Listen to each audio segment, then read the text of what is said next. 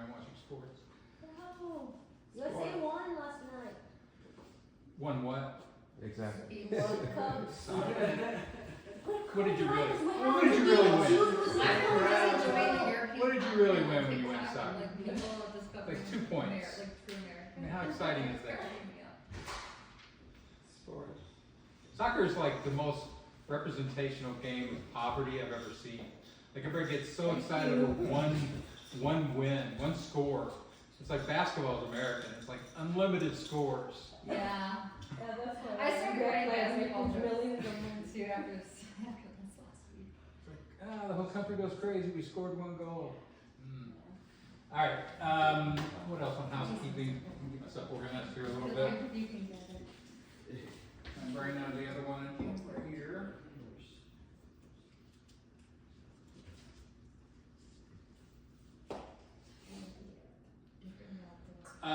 Yeah, so like I was saying at the end of the last session, anything you want to do, like if you see something, with your creative mind and your promotional mind, if you see something happening or, some way to clip something and throw it online about this, just throw it my way.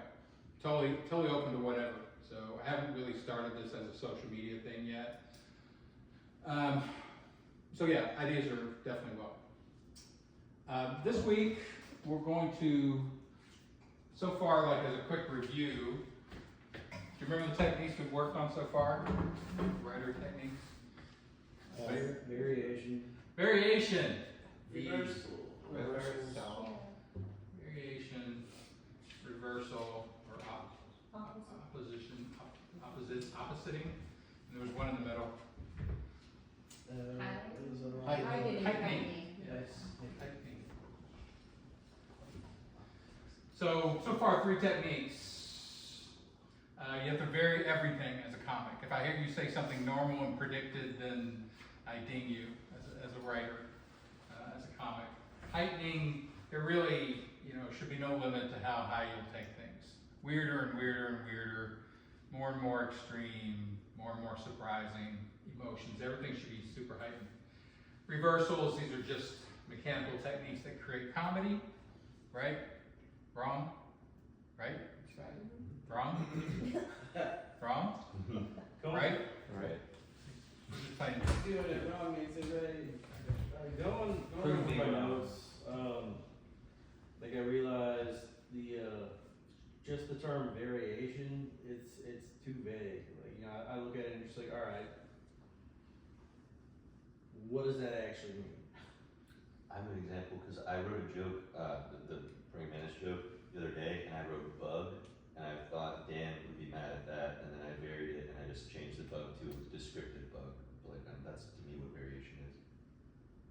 Yeah, all these things are, again, sort of being cooked.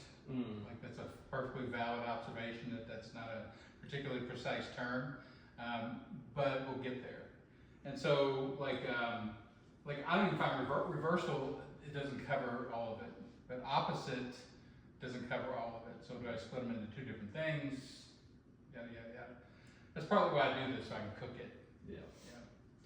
Yeah. So this week, I think we're going to do this one, and I'll add one maybe. Pre-soaks. Is that a woman thing? Yeah. Woman, right? Very good. It's just a word. It's just a term I came up with for this because there's no real word for it. These are things in culture or society or your family or your relationships that are already soaked with comedy. Everybody, who you might be talking to and trying to do comedy for already agrees that these things are funny and why they are funny. And once you understand this concept, and if you can really master it, you realize that 80% of what you do when you think you're being funny is just grabbing things that are already pre-soaked in funny. And your brain just needs to do it really fast as a comedian and all the time. So one of the ways to think about this, there are a lot of categories, but animals are a good place to start. There are funny animals and non-funny animals. And literally, you should know all those. I don't know why I'm fascinated by animals, but there's so much fucking crazy behavior in animals. If I can remember the bit. You guys know what a sea cucumber is? Yeah, Mhm. yeah. It's Okay. pretty soaked. Yes. Sea cucumber funny? Yeah, Why is it funny? because it It's absurd. Animal. If you go like this on the thing, Yeah, right. It looks phallic and it performs phallic in its way that it's not trying to be. No Okay. idea what this is. So the sea Yeah, I know cucumber. that I'm one. completely How many of you lost. have no idea what a sea cucumber looks like or is? Okay, great. Like a cucumber with seeds in it. Just think of like a burrito. Okay, a long, dense burrito that has a mouth and an Oh, ass. I do. And it just, there's billions of them crawling along the ocean floor, sucking in sand, taking out all the dead shit that is filtered down from all the dying animals and pooping it out as clean sand. Like they literally have these long strings of clean sand behind them, White, long. you know?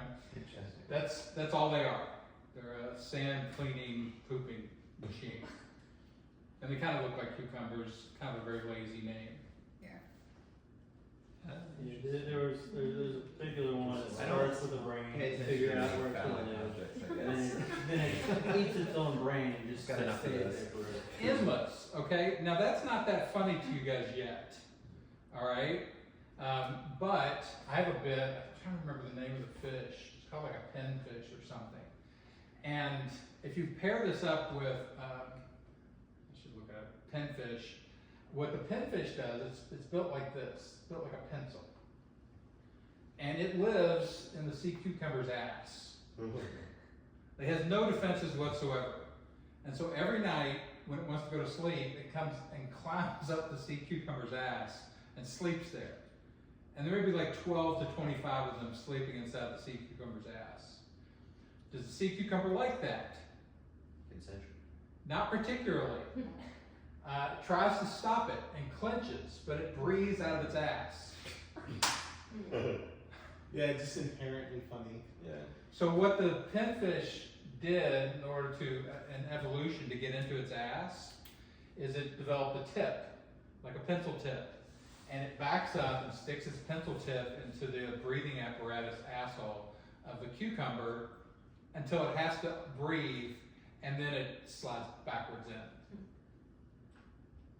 Okay. You literally are not writing any jokes. You're just stating. You're Just like you're a Wikipedia. Nature facts. Yeah. There's also a video of Steve-O rubbing one underwater and it excretes like. Yeah, it's so if they insane get profit. scared, they shoot Yeah. goo. Yeah, so, it's, what could be It's funny in a exciting. sea cucumber? Ass and goo. You got Yeah. it. So, It's like a sea penis. so okay, all right. So now we've got something that's pre-soaked with humor because I've set two species come together. Now they're funny together. So let's do variation. Let's do heightening. Let's do reversal. You know, on it. And this is all basically just kind of turning it into more and more kinetic, sort of energetic, powerful humor. Variation. So like, does it? If the ocean's full of salt, why isn't it a sea pickle? Yeah, much better name, sea pickle. Like it's already been brined, right? Yeah. Sea cucumber's a stupid name, by the way. Doesn't really look like a cucumber. It's a sea dick. Yeah, really. It's a sea But phallus. sea pickle is But nice no, because they like say cucumber it's and dip not kind of together. Why is pickle better than cucumber? Because it's it like sounds so funny, the word. Pre-soaked. Yeah. The word. Pickles are funny. And pre-soaked. And pre-soaked. And some They're words just literally- Literally, yeah. So animals, food, right? There are all sorts of foods that are funny. Yeah. Pickles. It could be in a pickle, right? That's the expression. It can't be in a sea cucumber. Right. The word itself just sounds funny. Even if we didn't, Pickle. even if a Funny. pickle meant a laptop, like just the way the way you enunciate it, Yeah. sounds funny. Yeah. So take a minute and write up foods that you think are pre-soaked as funny. Like as soon as you say these foods, you mention these foods, people laugh. That's how you know it's pre-soaked.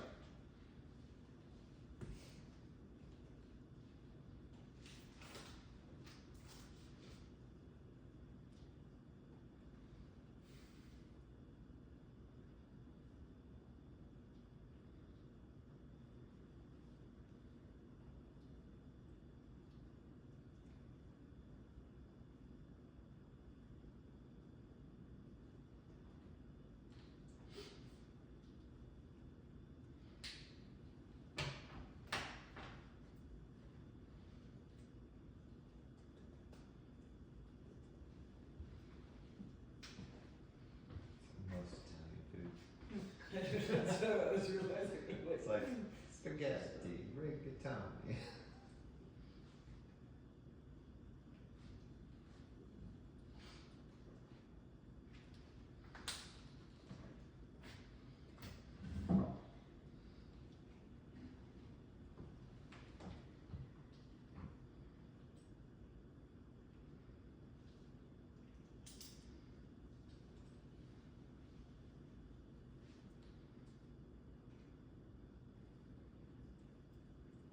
Are you making yourself laugh when you think about any of these foods? Yeah. Funny foods? Wieners. I'm trying. Wieners, I'm right? trying not to do the phallic ones, the spotted dick wieners. There's tons. Melons. Melons, right? You can sexualize lots of foods. I had a joke in my writer's packet when I got hired at the Late Late Show, which was they like absurd isms, like truths that are but absurd. One was you cannot comfortably eat a popsicle with your next to your gay friend. Yeah, I have popsicle on here, yeah. You I've heard literally those- can't do it. Well, that's like eating, Like like- that word just always cracked me up. One of my favorite comedian bits is Oh, like, yeah, take the Taco most Bell, too. masculine person you know. Now picture them drinking a Coke with a straw. Yeah. Oh, that's right. So It just doesn't work. when you do pre-sales, like, and this is why I said this is such a great thing for stand-ups to learn. You can either create brand new comedy, or you can just invoke comedy that's already been made. And when you're doing crowd work and things like that, I like riffing on it. it's invoking. You're just like if somebody says, you know, if you watched the Tony Hinchcliffe special, God bless you. it. No, you didn't. You love his alignment with what you do, but you could not have loved that special. He can't do anything wrong. Yes, it's true. Which is perfectly fine in politics and comedy. It's not true. But like when he was asking people over and over again, "What do you do for what's your job?" That's trying to get pre-soaks. It's trying to get somebody to say they do something that we already consider funny. Barbecue in a swimming pool. Yes, Was one accountant. Are you like if somebody says accountant, then you know they're a nerd, they're boring, yada yada yada. And it just speeds up your comedy so fast when you can do this. So what do you got for foods that are funny? Surströmming, Pastrami? no, surströmming, the fermented fish. I've never even heard of that. Goulash. Goulash. Okay, a lot of them are just named funny. Panini. What is it? What? Because in, Panini. It's a weird funny. in like some of the Scandinavian countries, they have like for breakfast this fish that comes in like a toothpaste bottle. Nice. It's for breakfast. I wrote down Rocky Mountain oysters, cow tongue, haggis, beef stroganoff, watermelon, fried chicken, mayonnaise. Yeah, all of it, right? Couscous, because kus in Arabic means vagina. So that's always funny when I say it in Arabic. And kimchi, because it sounds like a dictator name. That's a joke. I hadn't thought about that. Yeah, it's You good. should write that down. Kimchi. When did he run North Korea? Yeah, yeah. That's great. It's I was salad. thinking live squid, sardines, crickets and other insects, edible underwear. Sure. Yeah. Crabs. Mullet. Grapefruit, because it's neither a grape or. Right? So you go in there, but then now you're making comedy with it, okay? Grapefruit is a little bit pre-sowed because it's so sour and it is a weird name. And it looks like an orange. It doesn't like Right. look like what it is. Prickly pear? Sure. Peach fudge. What'd you say? Prickly Anchovies. pear? Anchovies. I would Sure. not say banana. Gefilte Anything fish. phallic. And Eggplant. again, a lot of things are going across culture, which is Yeah. also why, they get to be funny because when you go across culture, things are named. It's a whole symbolic, universe that you're not used to using. Eggplant. Yeah, eggplant, Yeah, the emoji. melon, there's bananas, Anything phallic. pepperonis. Well, you can talk in emoji too now with that. With some of the Yeah, different well, yeah, stuff, eggplant. So it's like. Okay, so now take another minute, whatever food you collected, and write some jokes with them. See if you can just turn them into like very, quick jokes. Like the kimchi thing just works perfectly. Remember that guy who ran North Korea?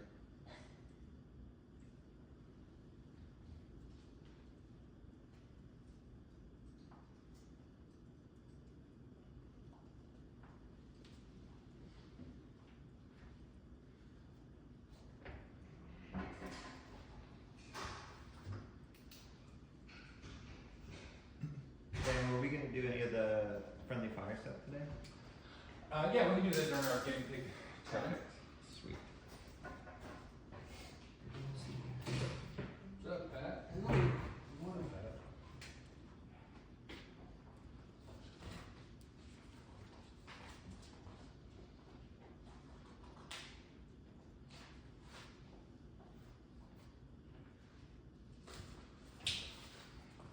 We're listing things that are already funny, that are pre-soaked with comedy. Right now we're using foods that are funny, without you touching them at all, just funny.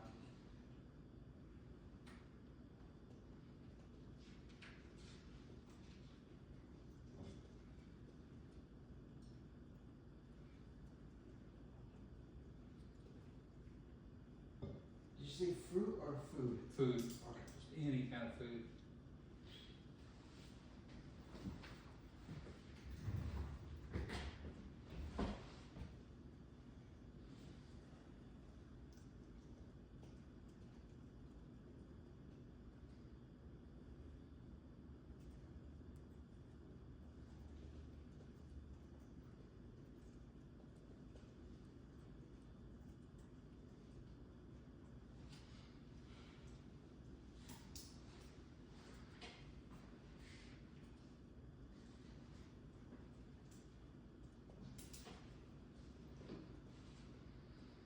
And then get with each other, grab a partner, and tell each other the jokes, and see if you can chain off the jokes a little bit. Do that for like 3 or 4 minutes, and we'll present the jokes. You got everything? Yeah, 2 shitty jokes. Yeah. Moth goes slow start too. I'm thinking Loose concepts and I wrote a joke. punchlines. Yeah, well, yeah, well, Oh, okay. So I wrote food being Like, Right here, our it says main easy. special sauce, cookie platter with hot dogs, corn dogs, sauce, spotted dick, and crucial. For dessert, we have melons, bananas, and popsicles. like my yeah. favorite. That's great, yeah. So I'd be ready to try this new Neanderthal diet. Slow and hard.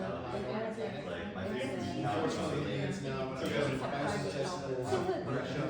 There it is.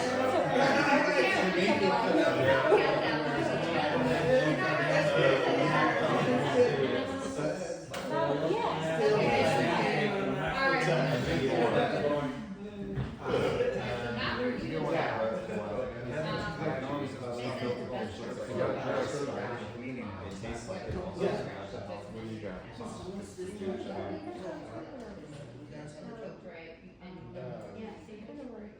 You can tell the fish looks like an old race. Yeah. It also, It tastes like it also is just. I have faith in that. Yeah. See, you'll get it, they'll explain it, so Yeah. that's the fun part. Yeah. And you can, Can you say that again? you know, like, I was having a hot dog. So like,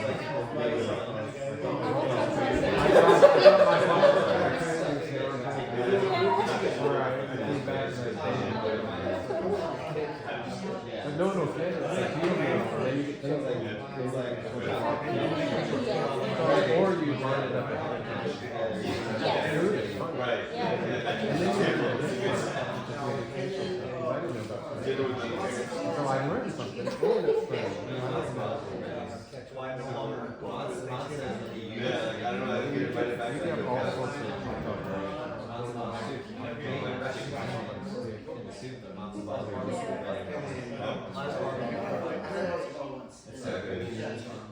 But it's not good when you mix with chicken, because it's just like a matzo ball, but it's so good. I was gonna say. You say if you do that one thing, if I do it, does it have to You think? Well, like these balls. Yeah, I like it. You'll use It's just a weird texture, like encourage slices kids to it in, do and it. start going to You gotta somehow, you gotta somehow fun. Somehow they feel like I didn't get that. I don't Well, I didn't get it anyway. If I could get the That's details, awesome. maybe that would prevent it. Pretty easy to make a You know, the joke. Elmer's, Yeah. But Elmer's it's really a good. good That's nothing. regional, because people. I mean, Gaffney's got a bunch of them. Yeah, that's a deep joke. You gotta explain that. Oh, they stuffed the turkey. Oh. Not only are gonna show you how to cook yet. Well, there's a lot of- Right, so like stuffing is other oh, something. Yeah, right. It sounds like Today's kids are more worried about eating like they're letting Because it we're do so something like, else. compared to Maybe like with like a shot or something. Like, I don't want to get too gross. Fresh place. Yeah. Like good things. When I was 3, You're lucky we you're the people one. Oh, yeah, that's good. where his I like metamorphosis was for that day. Yeah, and maybe you can do another one on that. Or like, I'm never going for breakfast at his house again. Or something like that. Like cheese at Urban Shiner. Oh, there's Or maybe you can reverse it. cornball. Like, How come you don't use those for My kid cornball? was from melatonin. Right, Is there's that a you kind can of kind of like I was talking about. you would do corn, but not cornball doesn't use corn. You were worried Something like I was working on my grits. Yeah, for sure. Cornball, corn. It's just how like you like you ate and Today, I'm trying to it's get like like triple filter. and I never go back to breakfast at that Yeah, guy's running house. water. I can't put it together in my head. There's something that you can combine. Basically, that's what. What was that? Right. Corn. We need you to grab that water the first time you turn it on. There's another. I don't let it cool off. That's a long time to get that. Yeah, you forget it's gonna get. For sure, that's awesome. Alright, we got some good jokes. Yep, one. This, yeah, let's hear what you got. Let's see who's got the best joke in 15 minutes. Who created a stage-worthy joke? No, that's not funny. That way, I'm trying to find where I wrote it. People think it's weird. My favorite food is cow tongue, not because of the taste, but because I put it in my ass. I'm never invited back to the cookout, and dinner with my grandparents is awkward. Okay, that's a new use of cow tongue. Consume it Okay. with my hands. What else? I got one. Gefilte fish looks like an old. Gefilte fish looks like an old gray sponge. It tastes like it also survived the Holocaust. I got one. Okay. I have a special skill. I make amazing sandwiches. But as an independent woman, I keep that to myself. As I've gotten older, my sandwiches have gotten a little drier. Okay. Got a vagina joke in there. Very nice.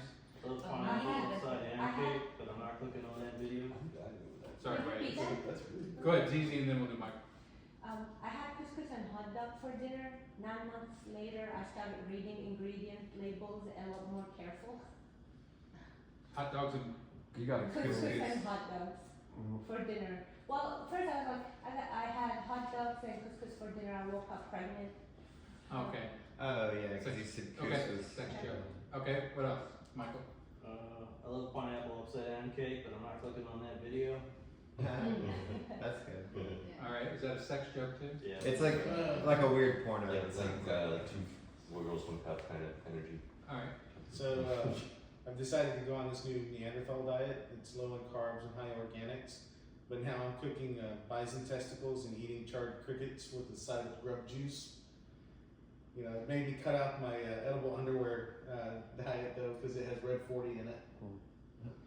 Or the now I'm eating this enough crickets, but now I'm terrified of the Terminex man.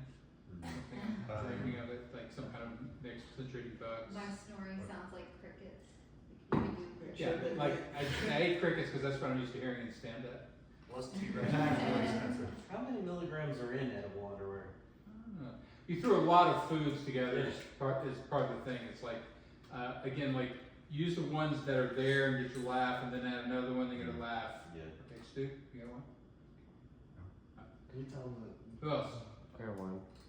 British food is anything but prude. Spotted dick, Yorkshire pudding, sticky toffee pudding, black pudding. What's with all this bastardization of puddings? What are the Brits hiding? Are they putting us on? I like it. All right, Casey. All I came up with the best steak I've ever tried is tongue. Yeah, you can say a French kiss many a cattle. Slow cooked beef tongue is still a delicacy. When cooked right, you don't know what you're eating. It's great. Okay. They call it bubble tea, but it's chunky, not effervescent. Okay. Again, like this is just trying to find stuff, you know, that's already there. The one that's easiest is people. Oh. Look how soaked in comedy Trump is. What is that USC on the White House lawn? There may be 1,000 funny things that have been said about Trump that are still attached to him. If you go back to when he first started to appear, and he's been being made fun of for 40 years. He did the roast. He was roasted. He was roasted. Yeah. Again, like in 2002, my first job, one of the jokes that I had in the packet was Trump was declared bankruptcy again after they passed one of the suggestions to just comb the debt to the side. Oh, yeah, that's good. Because he used to just be famous for his hair. Yeah. Yeah. Back when he was a clown. Like bankruptcies and the shitty hair. And gold toilets. Yeah. But every single person that is in the celebrity world has been soaked with some kind of comedy. And every single person in here, because we know you now and we've heard you tell comedy and stuff, is soaked for the people in here with some type of comedy. So your job again is to get your brain to start thinking these things all the time so you can think of it fast. And so you can instantly discern between, you know, things that are easy comedy. Not that you can keep it easy comedy because you can't just say the cliche, Right. but you're in there, then you make it artful the way you say it, like you add a pun, you know, or a sexual image or whatever. But the thing itself is already funny. So it's a super technique for comedy writing and for stand-up. Well, then you can mix. Be like, you can say someone looks like a funny food, right? Yeah, we haven't really got into pairings or mix that will be Right. next, but yes. Essentially, if you take what's already pre-soaked with funny and you drop it next to the thing that's not funny, the thing that's not funny becomes funny. The example I used to use was, think of Barack Obama giving a speech. Very, you know, somber, gravitas, you know, respectful guy. Now just put a penguin next to him while he's talking. Well, they kind of did that. Like Key did that, right? The Obama translator. Remember? Oh, when yeah. He was, Oh, yeah. Keegan was like basically translating Obama into like Yeah.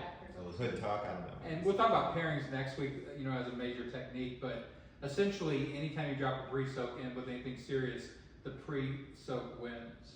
Another example I use, like I have a joke about Hitler being the most, like here's how powerful comedy is. Hitler's one of the most clearly top 5 most villainous human beings who've ever lived, maybe number 1. Okay, so imagine at a Nuremberg rally giving this evil speech, thousands of Nazis, you know, saluting him, and when he gets done, he gets off and gets on a Segway scooter and scooters off, you know, down the aisle. Yeah. The Segway scooter wins. Yeah. That's how powerful comedy is. You can take the most evil person on earth and make them a fucking idiot instantly. Yeah. Like a Vespa, like they do that a lot in movies. Someone real tough, you know, like Dodgeball. He gets on a Vespa and leaves after Yes. like tough It's speech. endless. And Or like- again, it's pre-soaked comedy with the second technique of pairing it with something else. Heelys or a razor scooter or something. Rollerblades. Endless. Yeah. So many Right. comics talk about dating. Is that a pre-soaked? Is that an example of pre-soaked? Human relationships are, you know, clearly soaked with, you know, comedy. Well, everyone relates. A lot of people can relate. I mean, But they're funny, dating, yeah. right? Like there are other human relationships that aren't funny that nobody really, you know, talks about. Like when you go to the car wash and you give the attendant your money to go through the car wash. Does that make any of you laugh? No, you gotta vary it somehow. The guy at Bucky's car wash makes me laugh because he dances as you go in. Seriously. Character, right? There you go. Some dancing crazy character in a normal situation now becomes funny.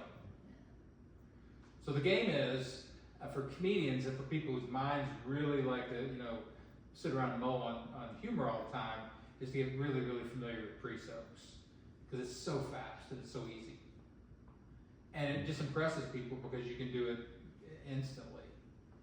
So, And it works against, again, like anything. Like there are things that are anti-comedy, but like really the most respected comedians are the ones who will walk in and drop in something as pre-soaked in comedy, even in the middle of tragedy.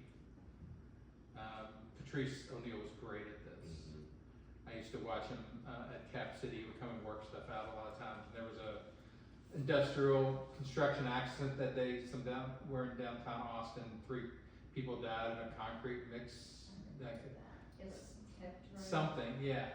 And he went up and did 15 minutes on it. It's risky. Not if you know what you're doing, Right. it ain't. Mm-hmm. Like, and he just kept going back to like, you know, I can't remember a lot of the bit, but it was basically you take what's serious and you just start dropping in pre-soaked things that are funny into the same setting, and the funny stuff takes over. I wanted to add, because I don't know that one, I want to know it, but I know the one where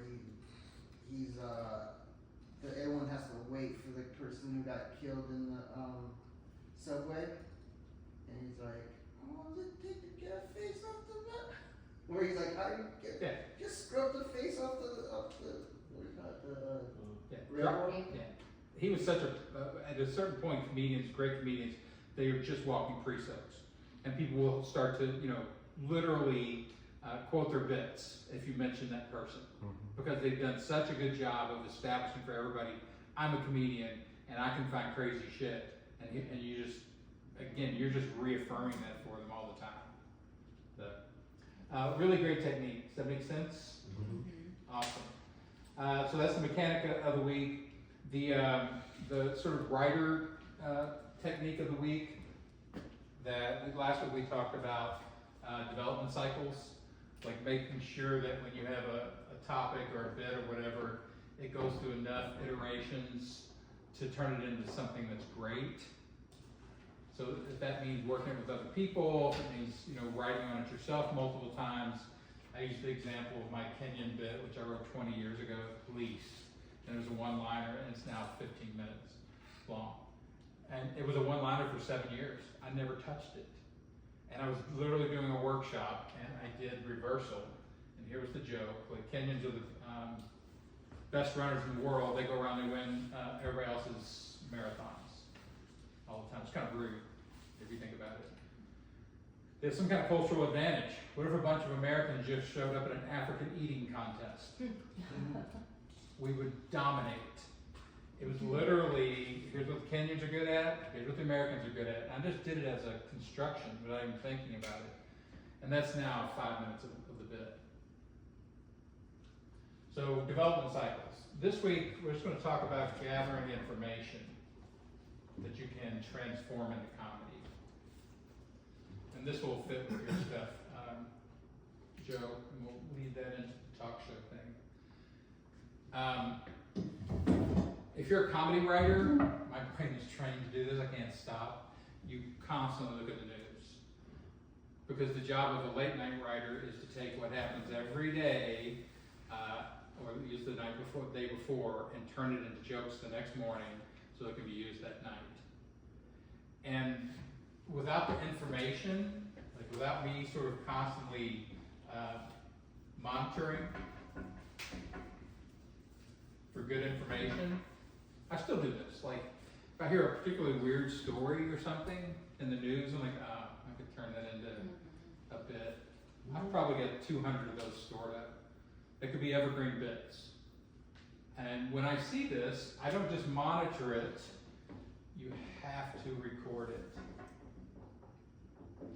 You need a raw file of just collected information. Your brain will not remember it. If it does remember it, it's going to be frustrating for you to try to remember it exactly. So you need to open up an information file that you know you're going to turn into comedy. Most of those bits I'll never go back to.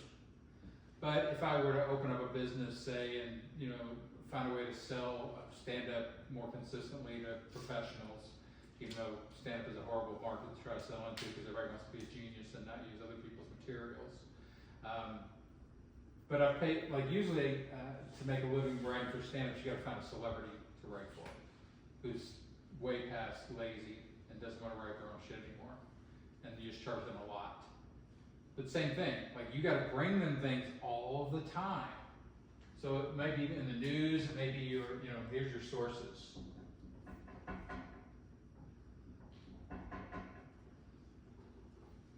News and the media, and then your personal life, then your brain. You monitor your brain and take notes on it. Basically what I've gotten paid to do for years and years. So my brain would just be like, oh, what about this? Oh shit, thanks brain. I find you have to plan periods of boredom for that to work.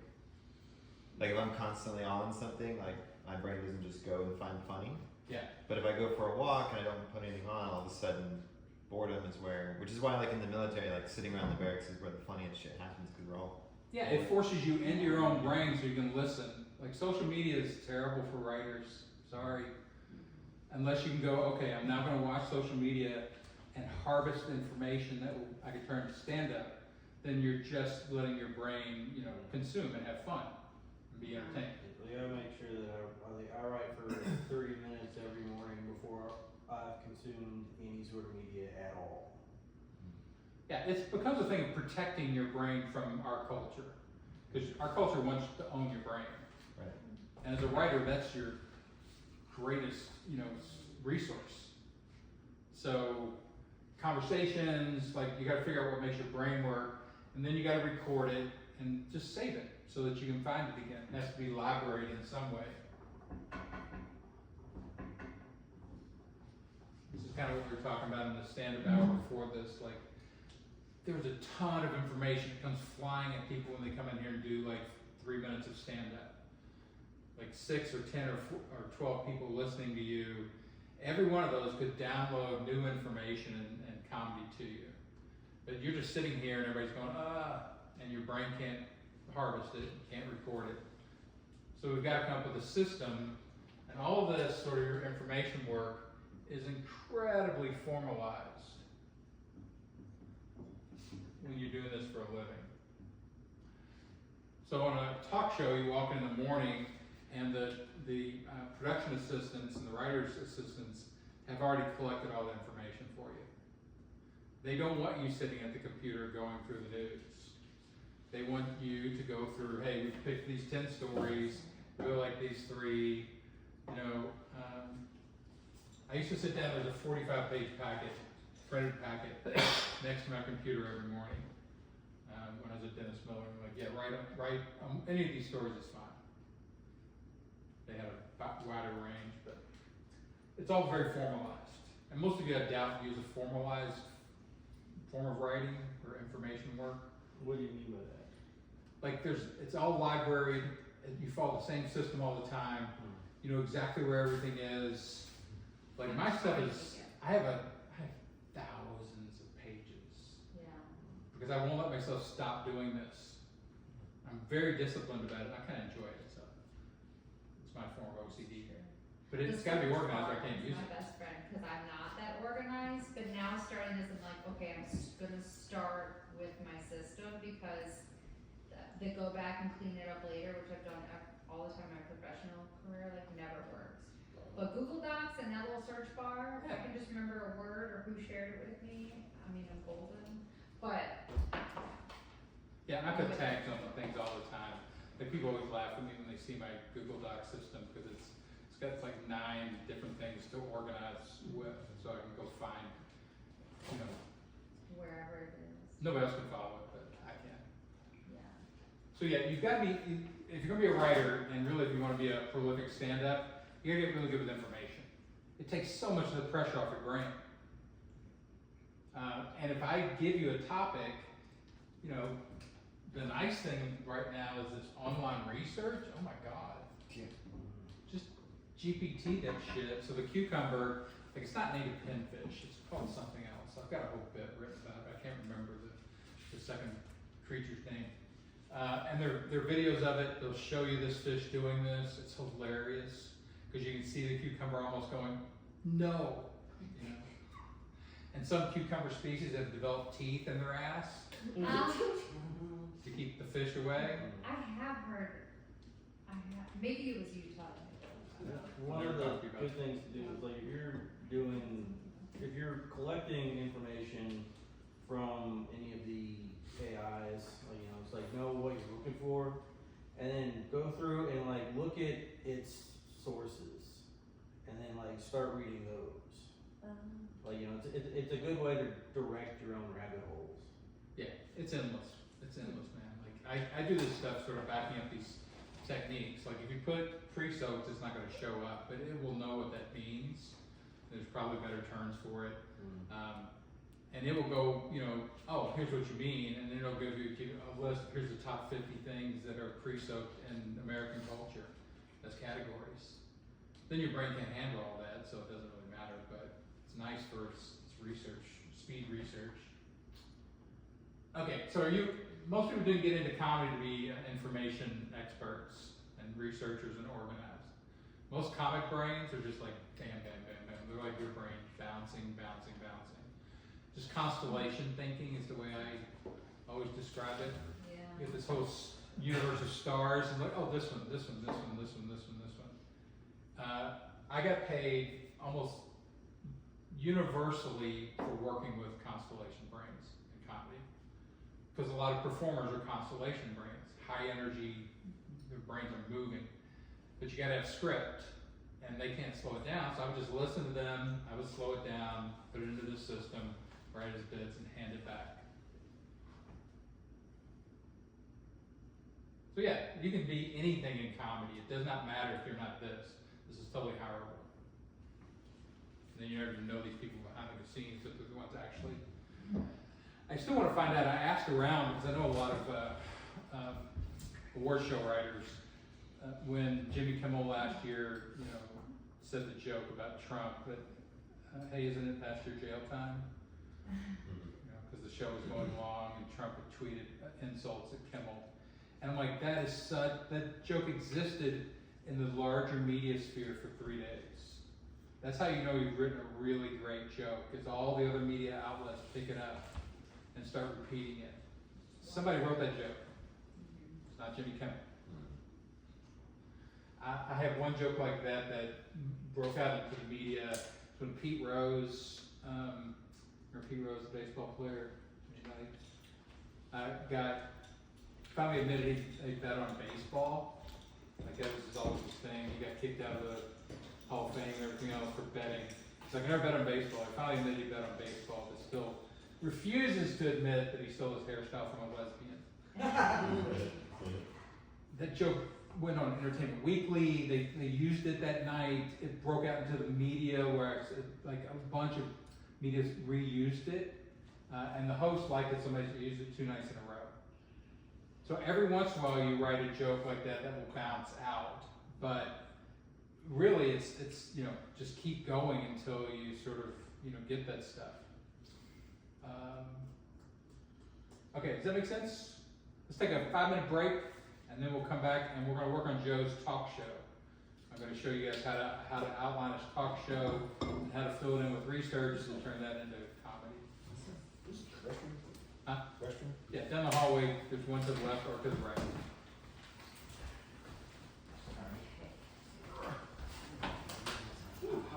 What? Huh? Take 5 minutes. Oh, yeah.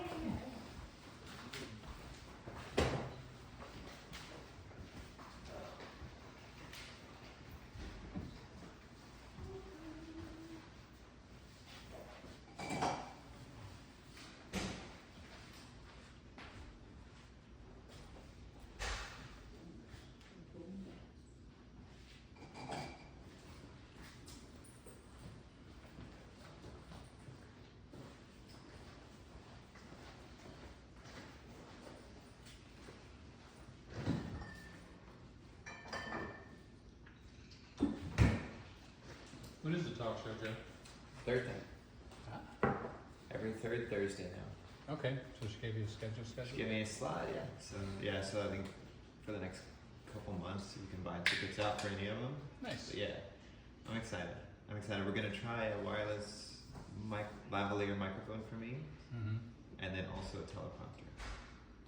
So that'll be interesting. Yeah, nobody. It's really hard to host a show and remember the jokes. And also hold the microphone and hold the cue cards. Like I was just like, okay, this is, and I wrote all of those too. So it was just like, I need to just delegate if I want to make this better. It was a good way to like test everything out, like a good pilot. But now I'm like, Yeah, no, it's I've got bigger guests this month, so I'm like, yeah, I want to do more professional. So. yeah, that's the only way. Like eventually you'll need, like you're exec producing it yourself. Right, But I'm doing that's- all of it. yeah, I want to that's- walk in and like, here's the Yeah. monologue. I run through it a couple times. It's in the prompter. I do my thing, and I focus more on the interview questions and the interview parts with the comedians. Because I think that's probably where I shine more. So with my time and efforts. Yeah, delivering monologue jokes that are kind of pre-written from the news, it's hard. Yeah. Yeah. But it's fun. It It's is a fun. challenge. So I've got a few folks from the accelerator that we're gonna meet on Tuesday. Cool. And like do like a session. I told them like bring 5 to 10 headline jokes, and we'll just try to find the best ones to put in the show. And then of course segment ideas. One guy's like looking at putting together like a trio band that maybe in a couple months we integrate, which would be nice to have like an actual live band. It's just the Creek stage is small. Yeah, again, like everything becomes Right, and I'm like, well, that'd be great, but I need someone who can do it all for me. And I just show up and they're there and they're ready. Like I can't. Yeah. On top of my own shows that I'm getting booked on, and my own writing, and my own shit outside of the show. Yeah, we'll talk about it again during this session, but you need an exec producer. That's not you. Right. That's where it That's all the goal, starts. though, right? The goal is to build the show so I can hire these people, because I'm trying to keep it strict to budgets and like actually pay everyone that's on the show, and Yes, it's the, you're a saint. trying to get the goal is to hopefully get it picked up by like YMH or Gas Digital. I think would be a great way to shortcut getting a better budget. But then also it's like, well, if it could be big on its own, then maybe that would be a bad idea, because then I'm losing rights to the show in a way if I put it on YMH's network or Gas Digital's. Because Gas is picking up some shows. Kim just did her dating show. That was a pilot for their like paid subscriber platform. Cool. Yeah. So I know there's options there. It looks like YMH just brought in another show. And then Wednesday, YMH is recording a showcase like that Tom Segura's putting together at the Creek. Of stand-up. So it looks like they're about to put out their own like showcase show. I don't know how it'll be done, if it'll be done just a one-time thing or I thought they were just, was it just a podcast that they were recording, or they? well, YMH has like 10 podcasts in their Yeah. network. And they just added like DeRosa's got one now. They just added Steph Tolev. Her show just got moved under their umbrella. And then Gas Digital just did a whole bunch of 30-minute specials at the Creek. But now YMH is doing some sort of like stand-up showcase that they're trying to produce. That's a taping on Wednesday. And so I'm like, well, it looks like they're looking for more content. And so maybe they'll see my show as a contender if the deal is right. But if not, I'm just going to keep building it myself.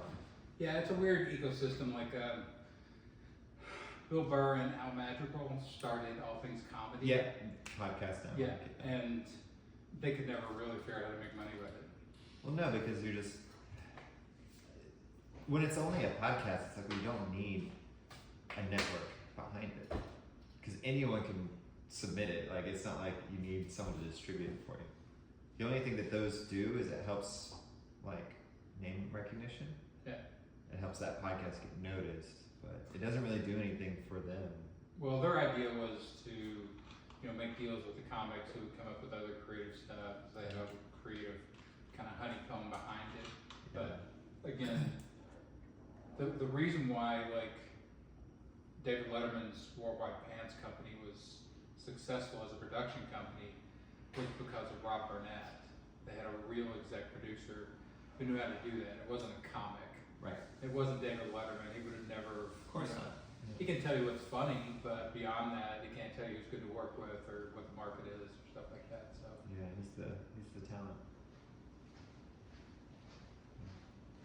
Yeah, it's tough because there's a lot of those like networks that you realize they're not going to go anywhere that way. Like unless you have something like a Comedy Central, you know, putting stand-ups on TV where you couldn't otherwise get noticed, right? Which all that's kind of gone too.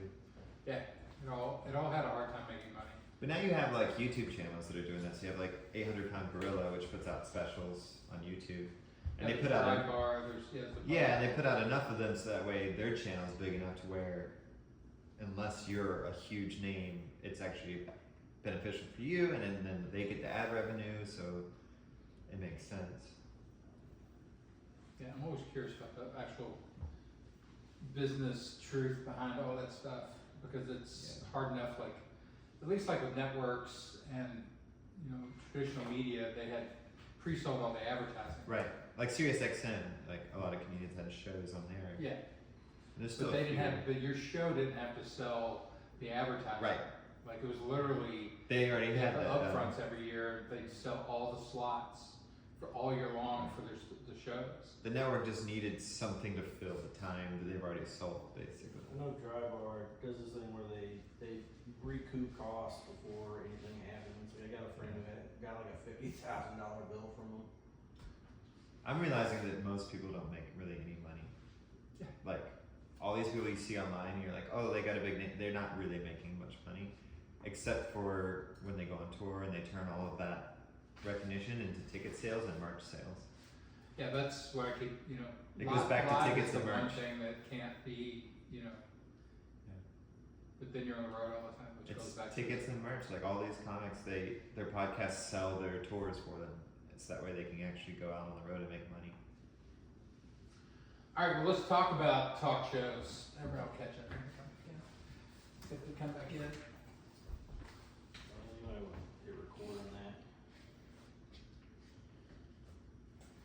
Do you want to hit record on that? Production assistant at work. I don't. It looks like a ring camera. I was like, that's not a ring. All right, so.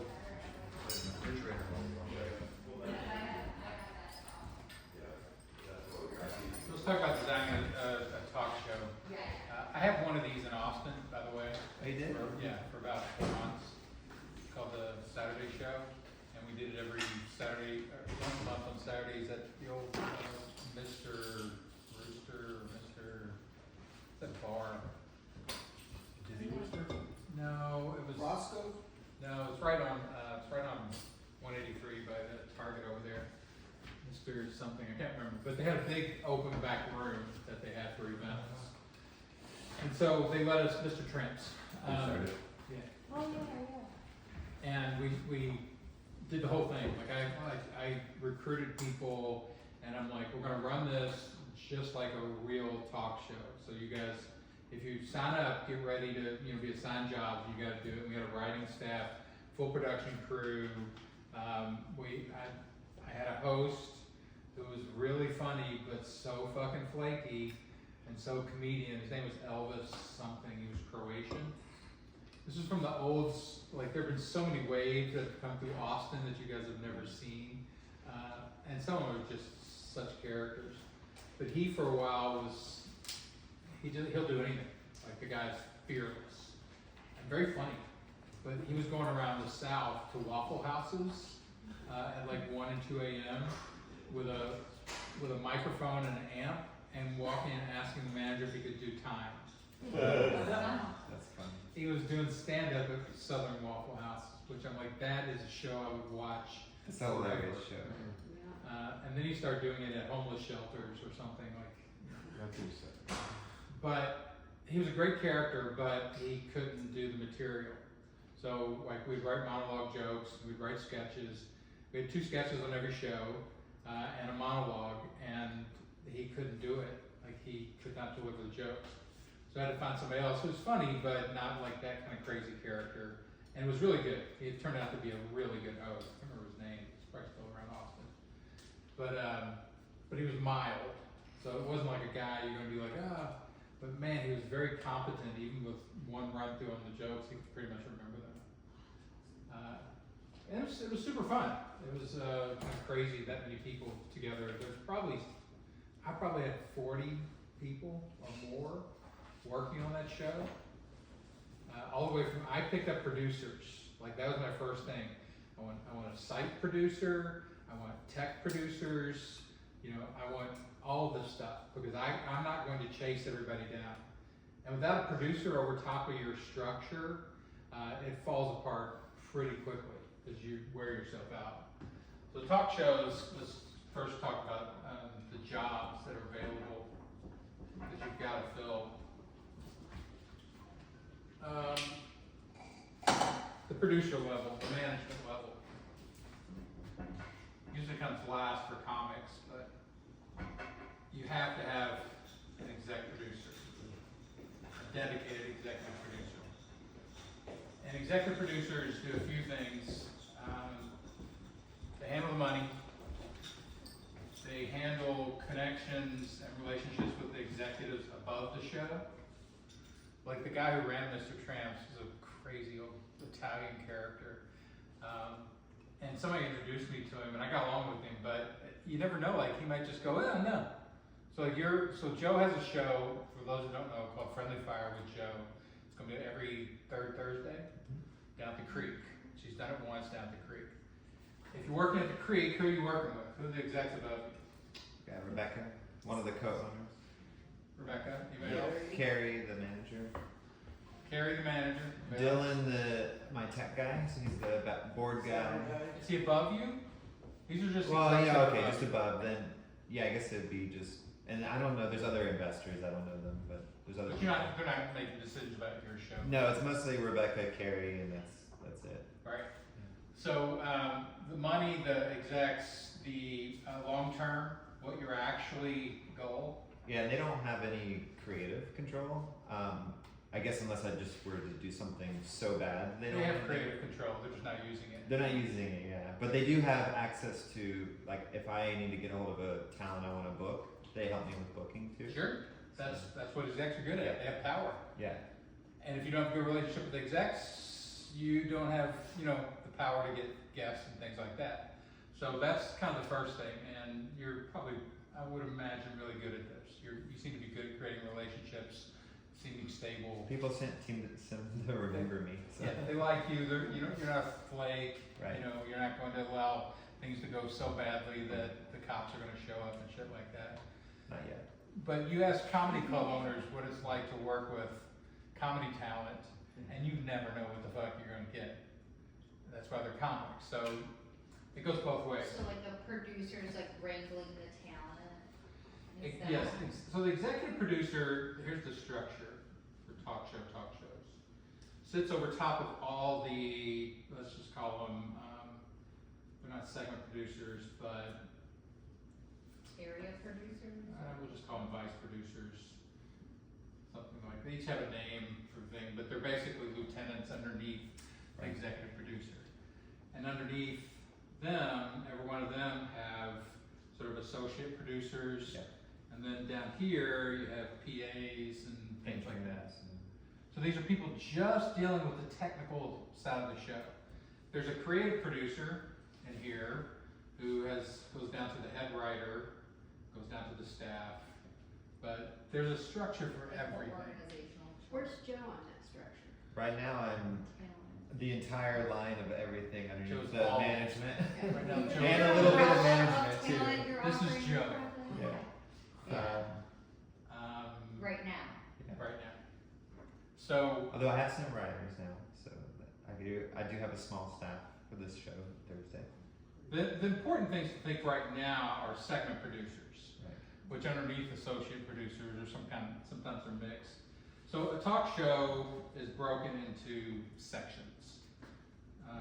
You got to think of it in this way. It's just a stack of sections. Modules, yeah. And every one of those has to be produced. Like, which means somebody has to have absolute responsibility over that segment. Right. And that's a segment producer. So when I worked at Dennis Miller, I got promoted from staff writer, you know, to segment producer for our stand-up segment. So we'd have a fresh stand-up on each time. They would do their bit, and then they would sit down and talk to Dennis. I got promoted to that. The first person I was supposed to work with was Ron Regan, and we got canceled that week. Fucking sucked. great job. 'Cause Right, there you go. I got to pick the comics. Like that was part of my job as a segment producer. I got to work with them and say, what are you going to do? Go back and forth with their stuff, make sure it's right. I would get to, there's a segment producer for guests, so I would be able to prep them. Nothing happens on the talk show that doesn't have a producer over top of it who's directly responsible and is going to get fired if they fuck it up. So that's a great structure. Yeah. Stand-up never works this Education way. should follow that. Like literally, stand-up is no different than a talk show. It's just all this is ignored. It's just, oh, we don't need, yeah, you do. So, like we were talking, Joe was talking about, she has a larger goal. Like just doing this at the Creek Cave, how much are your tickets? We just increased price for $15 now. Okay. The pilot was $10. So what's your goal? Is you want to make money? I wanted to not lose money first. Okay, so you have a little bit of a financial goal, not a big one. Yeah. But you're really trying to see if you can turn this into something you can sell somewhere else or get online or make, Yeah, it's already on YouTube. Yeah. So it's already making money on YouTube, but it's pennies right now Yeah. because it's small. It's good, yeah, it's something. So live producer versus online producer. Oh my God, Right. this person is going to be a vice president right underneath the exec producer because you need two different people to do this. Right, because I chop up all the clips, I edit the show, I put the graphics into the show, I do all of that. You're doing everything. Well, I don't record the show because I can't do that at the same time. So I have a videography team. They have 4 cameras and they set it up. Yeah, that's great. So are you paying them? Yeah. Okay. Everyone's paid on the show but me. Yeah. It's a startup business. You lose money for the first few years, right? That's how I'm treating it. That's a good psychological, Yeah, space. to it's hold an in your brain. investment to try to make something work. And if not, I've got something in my portfolio I can show the people like, hey, I've been able to do this before. So you're sort of laying out, good goals for yourself Right. there that, allow you to do this. I learn new skills in the process. All the good things, stuff, yeah. right? There's money in that. So like, in traditional media, if you came in and pitched me a show, and it looked like this, I'd be like, no, go away, come back when it actually looks like a show. Right. In sort of small media, you can be as scattered and, entrepreneurial and all that stuff as you want. I clearly live in between these worlds. I like traditional media because it has money from the very beginning for everybody. And not tiny money. Like all the money is guaranteed by guilds. So like you start on writing staff now for talk shows, the lowest writer is making $5K a week. That's an entry level salary right now for talk show writers. If you've been around, every year they have to bump you. So, if you've been on a talk show for 10 years or 5 years, you probably moved up into the executive structure, producer structure. As soon as they bump you up, like I got bumped up to second producer, they paid me another $1,500 a week. So then I was making $6,500 a week. And then if you appeared on air, like if you wrote a bit for yourself and you ended up being a talent in it, CBS is another $1,200 every time it aired. So it's money. Everybody's having fun. And you're like, yeah, move me up to producer. Fuck yes, I'll be the second producer. What else do you got for me? The warm-up guy who's doing the act is getting $1,500 every show. That's sort of the old days. It's really hard to get there anymore, and they've drained the money out of it, yada, yada, yada. So now we're working over here in the guerrilla world of how do we get it to where it's good, but without money. Talk about edgelore, right? Like you have us all like, The what? you edgelore, we're all like, oh, it's such good money, that's such good money. And you're like, can't have that anymore. Yeah, I know. But there's benefits without the big money is that you can be, it's acceptable to be a little bit more rough, a little bit more improvised, a little bit more chaotic. Sure. I have no problem, like, even like that, like me talking about, network jobs. When I worked at Best Damn Sports Show, that was a cable job. I was doing the exact same job that I was getting like $7,500 a week, and full benefits, like the guilds have amazing benefits. My first job was $800 a week and no benefits. Exact same job. Because it was a cable show, not a network show. They screw you, there's no way to not get screwed on all of this stuff. Well, then you have like FCC rules, and you have like censorship, and right? Like, oh, I can't be myself, and right. but so let's all we're trying to do right now is figure out the shell that you have to put together, even if you don't think about it this way, in order to create a successful show, that you can then start getting people to volunteer, or you can hire people to fill in the shell. So the first thing you've got to fill in is kind of the pre-show segment. So Audience warm up. Is that what we you have like even before the audience warm up, like so this is segmented. Arrival, yeah. audience arrival. Like for a talk show to work, the audience needs to be buzzing. Yeah. Not like a traditional stand-up audience where they're kind of like, yeah, I don't know what's going to happen here. They have to be like, oh fuck, I can't believe I get to see this. That's why celebrities are so important in talk shows. Like I used to go down, like at CBS, we always had a band, and we always had at least one celebrity, and they weren't A-listers because it was the second show, it was the Late Late Show instead of the Late Show. But every once in a while we get somebody pretty cool, like Clint Eastwood came in, and Prince came in once, and I got to be, like Prince is walking down the hallway towards me, and I'm like, that's a short fucker. I have hundreds of celebrities and bands, that you'd be like, they rehearse during the day, so we would just go down and watch them rehearse. Yeah. I became a teacher.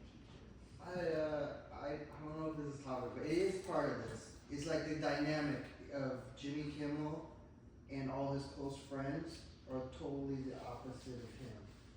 Like they're all like his what do you call it? The guy that warms up the place. Yeah. Known him since they were doing short films. What's his Trump name? supporter, huh? What's his name? Don Barris. Oh, I know Don.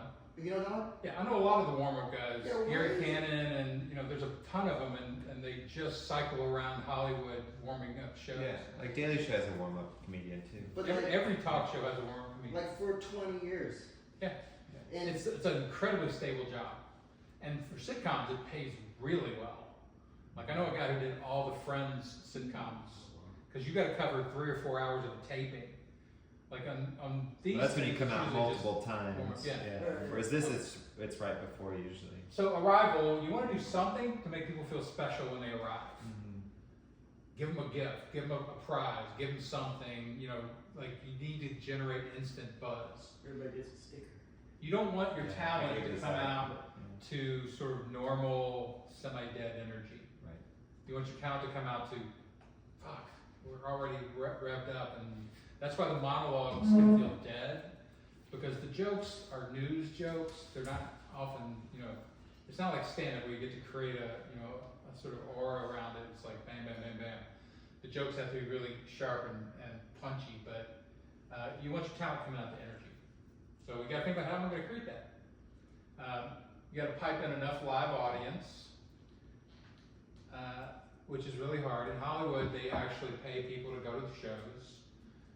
They can send out buses. When I was at Dennis Miller, they literally sent buses down to the methadone clinic because nobody liked Dennis. And we paid them $50 each to come and watch the show. And they would be nodding off during the fucking show. It's fucking hilarious. So they just don't film the audience, they're just filming the angle, and then they add in No, laughs or only like Ellen or something like that. Like when I worked at Dennis Miller, we were at Burbank lot, and it was between Ellen, which is the most famous daytime talk show ever, and it was Jay Leno's Tonight Show, which was the most dominant late night show at the time. So the Late Show had a line of people, foreign, tourists, to watch Jay Leno. And over here it was all lesbians and housewives to watch Ellen, and then there was nobody in our line. They had to get off a bus to go in. They were all still in college. But pre-show has to be created. The first thing, creative segment, is your monologue. Actually, before that, you have the intro. Yeah, intro. Monologue. You have who's doing your intro? So I use the warm up act. Introduces me on stage. I come out. I introduce the show format, and then I go right into the monologue from there. Okay, so I would change that. You don't want your talent doing any explanation for stuff like that. Like, and you probably don't want the warm up doing it either. You want somebody off stage on a god mic. Oh, like an announcer. Yes. Yeah. Crazy fucking voiced announcer. It just cuddles you. We paid so much goddamn money for our announcers to just come on and say something in their weird fucking voice to start the show. Who's the guy that did the Price is Right announcing for so long alongside Bob Bob Barker? Barker.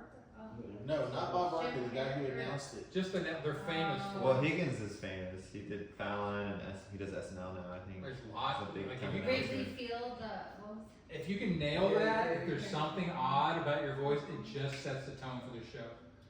So it doesn't matter who it is, you know, like the guy that we had that was the best was about this tall, and in a voice, I swear to God, was twice that. That's awesome. Kimmel is his, Tonight. Like, what the fuck's happening?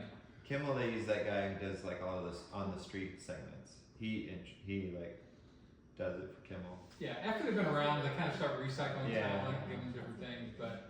So I Or would they have think like a about that. sidekick that's always on stage that does it. Yeah, like a Guillermo or Yeah, I don't like that. I don't think what's. it's funny. what But some was kind of it? voice, yada yada, and that needs to be written. Like it should get a laugh. Right. Yeah. There should be something funny in there.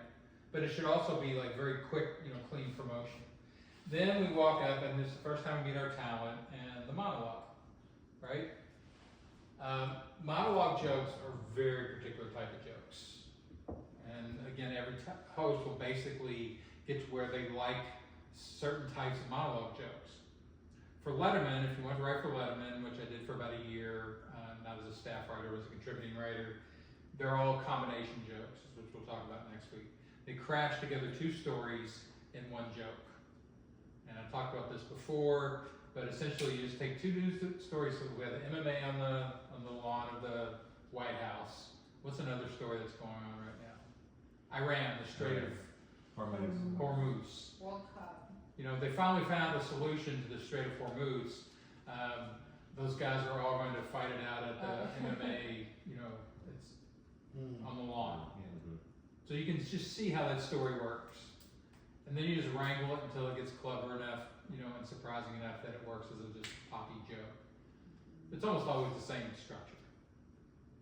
So, yeah, you're doing like some serious stuff, some pop culture, like you try to mix it up or. Do whatever you want. So what are you doing like now? What are you? The last one, it was kind of, I tried not to lean heavily political, like one-sided. Like I did political topical, but I wasn't like saying like how Trump is terrible or anything. So I did like the White House Correspondents' Dinner, how the Mentalist didn't see that the shooting was coming. Like, and then I did one about chimpanzees. Researchers said they're in an all-out civil war, and Ken Burns was excited because he had more documentary, like Civil War documentary, like playing on stuff like that is what I lean towards. But that's just my style of humor. Well, you get to choose. You're the talent. Right. Yeah, but I was also writing it, so it's like I might like other things if I saw them presented to me versus me trying to also write it. Yeah, that's the cool thing about having a head writer and a staff. Yeah. Is they come up with shit that makes you laugh. And you're like, oh, I didn't think about that. That's Yeah, great. I would rather that because it's like I know I'm limited with my faculties.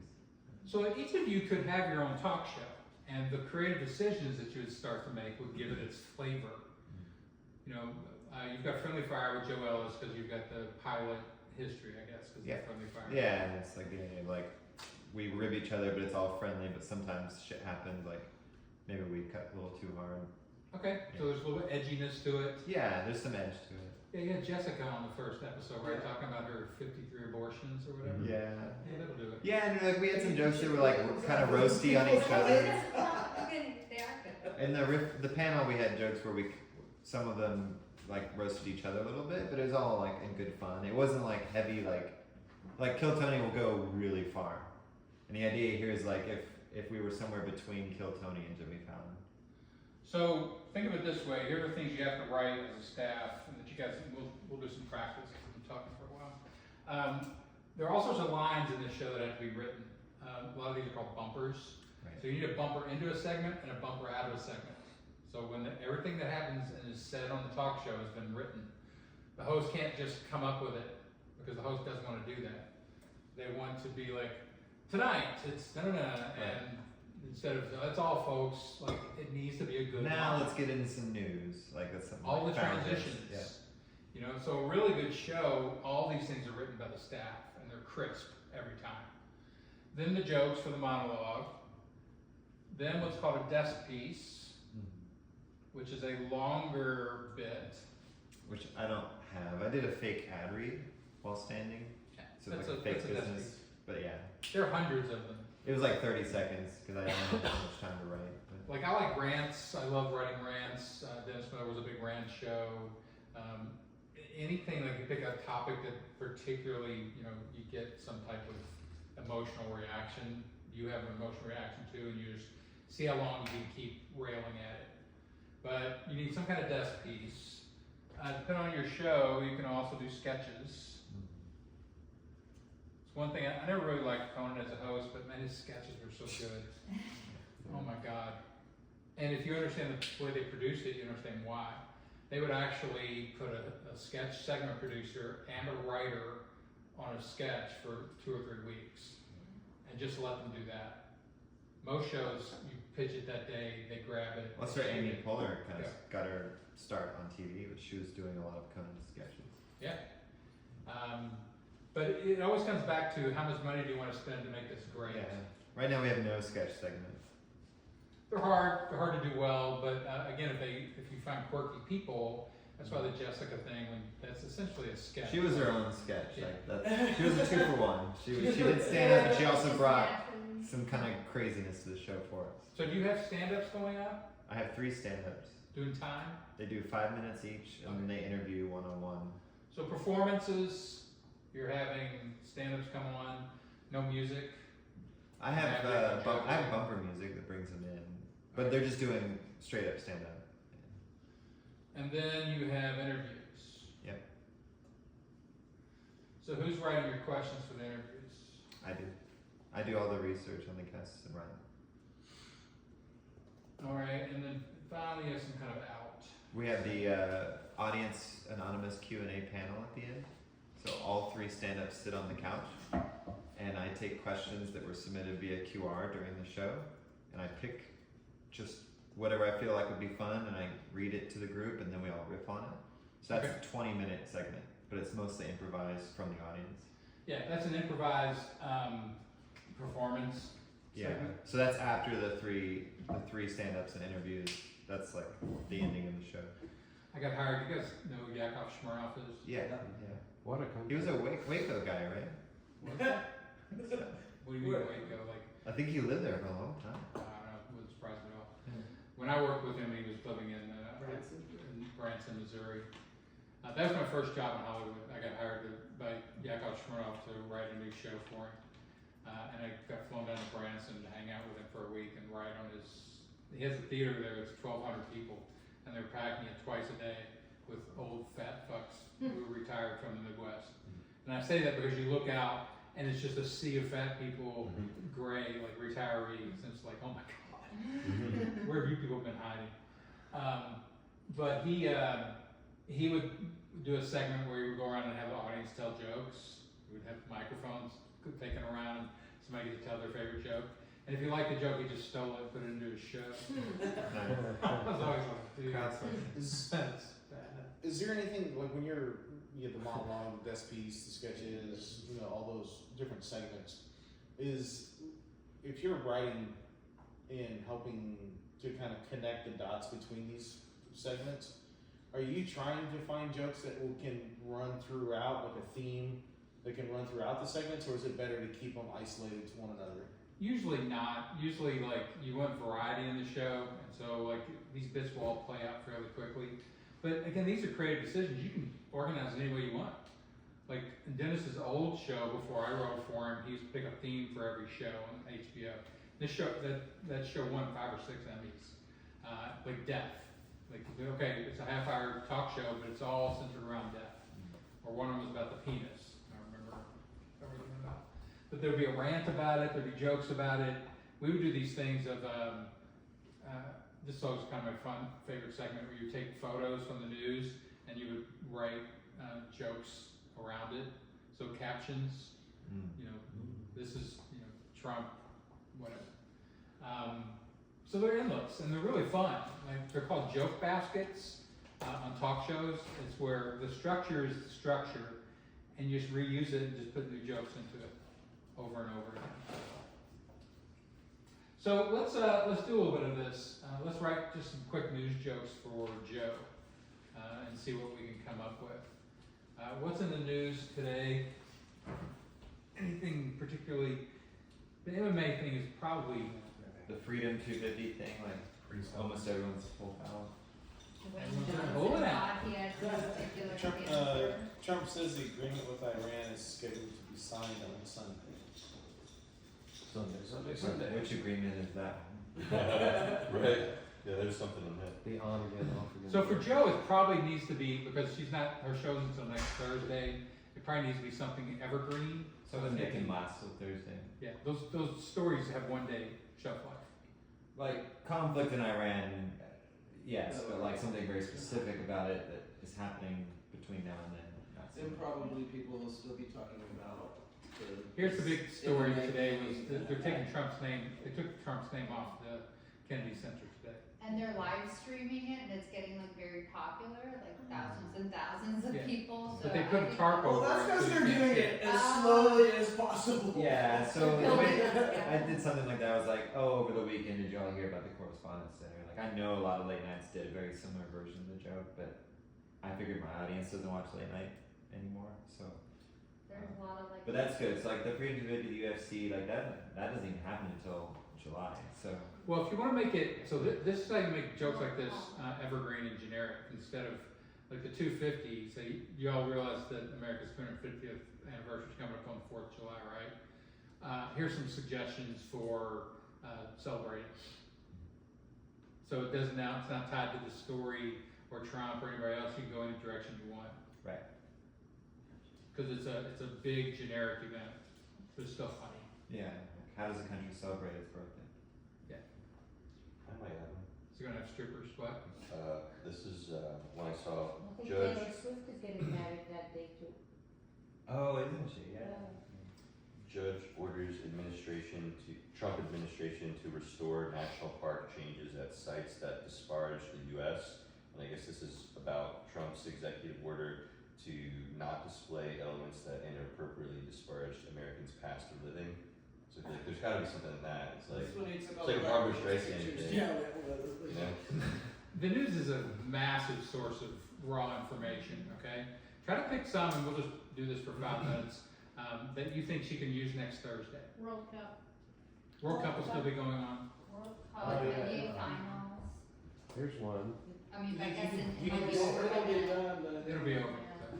You could do something about the. I'm not good at sports, so someone would have to write that part for me. You can definitely do something about the U.S. advancing in the World Cup because ICE keeps shipping out all the other teams. Yeah. Or even just the European. Yeah, so your brain is going to come up with, at first, again, remember we talked about the quality levels, your brain will come up with, the stuff that's right there. Keep twisting it. The art of monologue jokes is you've got to go way down into it to find a unique angle. Right. And as soon as you do, everybody else loses because your angle is so unique that nobody else has thought of it yet, and that's why it really works as a monologue joke.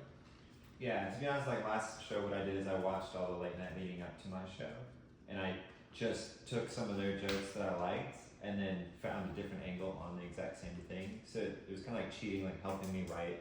Yeah, you just use their setups. And I was like, okay, I'll use that setup. It's funny, but I thought this when he set it up. Maybe I'll use that as the punchline. Yeah, and that's, I guess it's cheating, but that's also what staffs do. It's letting the staff work for me. You come in and like you let everybody do their jokes, or you get to read everybody's jokes, so you get to read their setups, and you think about a punchline, and you You get can over pitch it. Yeah, I tried not to steal a joke, obviously. 'cause Yeah, I was like, punchlines are things you can't steal. I mean, cause like Kind of there's so angles much, too, but like with the World Cup, just steeped in Europeans coming, and I'm on TikTok a lot, I love TikTok, I admit it, I don't care. But there's all these people like recording videos of like, they're in like Kansas, or in like Branson, or Buc-ee's. I Missouri. saw an article about Buc-ee's. Trying Like Europeans are ranch. losing their minds at Buc-ee's. Trying ranch dressing for the This, first time. yeah, so I think there's like, you could write a lot of like setups, punches, like just searching through that, cause yeah, it's like ranch dressing, like right, and now how find big a our variation football that's even stadiums weirder. are, So yeah. they're trying Buc-ee's, they're trying ranch dressing, but have they tried our crack? Yeah. Like American crack. Which is like deep fried cocaine. Well, it was like, what's his name? Tomek, the Polish stand-up. His thing was, I came here and I wanted an American experience at the shooting range, so I went to the school or something like that, Yeah. right? Like, it was something about school shootings, basically. Yeah, it's, Yeah. again, like we'll talk about the pairing countries, the jokes just, again, naturally fall out. I don't know if this is good, but I'm thinking, cause Conor McGregor and, what was it, John Jones Bones, were supposed to fight at the White House, but also they were known for doing a lot of cocaine. And since the cocaine's not there anymore, so I'm just like, there was something there. That's something At weird. first, they were worried They couldn't pulled out pass the because background check. Hunter Biden was no longer there. Yes. Went to the wrong At White first, they House. were worried they couldn't pass the background check to make it onto the White House grounds, but turns out they're just not showing up because they heard they couldn't bring cocaine or there would be no Right. cocaine there. Okay, so let's take 2 minutes of silence, and we're gonna compete for who comes up with the best news joke. Just come up with your best one, and I know it's fast or whatever, but try to use the structure of bringing 2 news stories together. And don't box yourself in, like just whatever.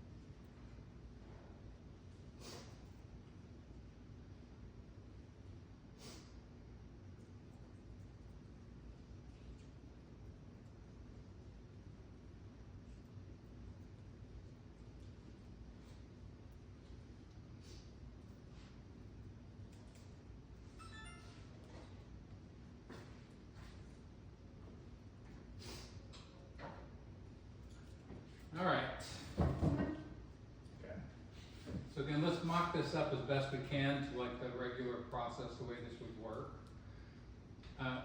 Typically in a staff environment, you would have written all your jokes, put them into the computer. It would all go to a central collecting point. Some TA or PA or somebody would organize them. And somebody would go through them and eliminate all the doubles, all the repetitive angles. So let's say 300 jokes got submitted for Joe's talk show. How many jokes do you do? About 5 minutes. Like 2, 3, maybe. 5 to 8. Yeah. Monologue jokes are usually fast. You Yeah. get a lot in pretty quick. But somewhere around 15 to 20 is say normal. So you have 300 jokes, cut it down to say 150. Then somebody with some kind of comedy power at that point needs to go through that 150 and break it into, here's I think the top 30, here's the second 30, and here's, that's usually all they would do. So at least you got a round of jokes to submit, and then some backups in case those don't hit. So 60 jokes to get 15. Right now, I've given you guys like almost no time. Your mind may be balking at this totally, like I got nothing because I'm not, I'm sitting in somebody's living room listening to them talk and I can't think. But you can learn. Like the very first job I got, the moment I walked into the room, I was a half hour late because of LA traffic. My first Hollywood writing job, I walked in and they're in mid-pitch and the head writer liked to do verbal pitching. He didn't like you to sit down and write your jokes. And they're like, hey, how you doing? I've never met any of them. Like, not even met the head writer. I talked to him on the phone for 5 minutes. And have a seat. Here we go. We're doing this bit. They gave me the premise, and I had to start pitching jokes. First day, at a real job. So you got to get used to whatever. And I don't like doing verbal pitching in that structure, but I got much better at it quickly. So let's do some verbal pitching. So just pitch them. You can pitch them to the group. You can pitch them to Joe. Doesn't matter. So let's just go around the room real quick. Okay. Switzerland is about to have a vote on a population cap of 10 million people. Bad news if it passes because the current population is 16 million. Okay, I like the premise. And was anybody else writing about Switzerland? No. Really? I mean, You were? wow. Huh? Well, by the World Cup, yeah. Okay. A super El Nino is supposed to usher in the hottest year on record. President Trump has told the American public not to worry, he's sending in ice to contain it. All right, 2 stories, right? El Nino on ice. There you go. Okay. Swiss are voting to cap population at 10 million. Could you imagine the Swiss Army wall they put up? You try to tunnel under that thing, and it would clip your toenails and it'd place you on an ice bus home. Okay. Again, pre-soaked Swiss knife. There you go. Okay. Throw it into a joke. Gilly? Federal courts couldn't stop Trump and the UFC from turning our most sacred home in the U.S. into a single-wide trailer park Saturday evening. Instead of reverence and dignity, we're getting Bush Light, MAGA mullets, and flat earthers.